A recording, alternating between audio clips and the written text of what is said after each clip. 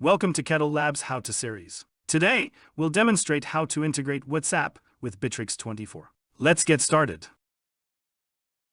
First, open the CRM system in a web browser and log in using your username and password to access the dashboard.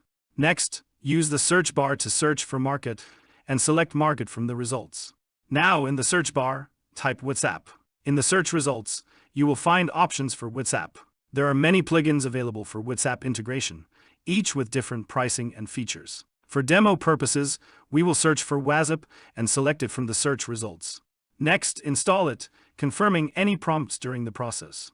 Once it's installed, click Open and sign up for Wazzup. Since we have already signed up, we will log in with our credentials.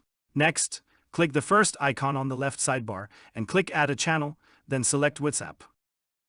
And choose the first option, then wait for the QR code to load. Follow the mentioned steps to scan the QR code and link it to your phone. Once the QR code is loaded, click Cancel, then click the second icon on the left sidebar and click Connect. Once the integration is connected, go to the Wazzup dashboard again, cancel the pop-up, select the settings icon on the left sidebar and click Save. Stay tuned for more tutorials on Bitrix. Thanks for watching.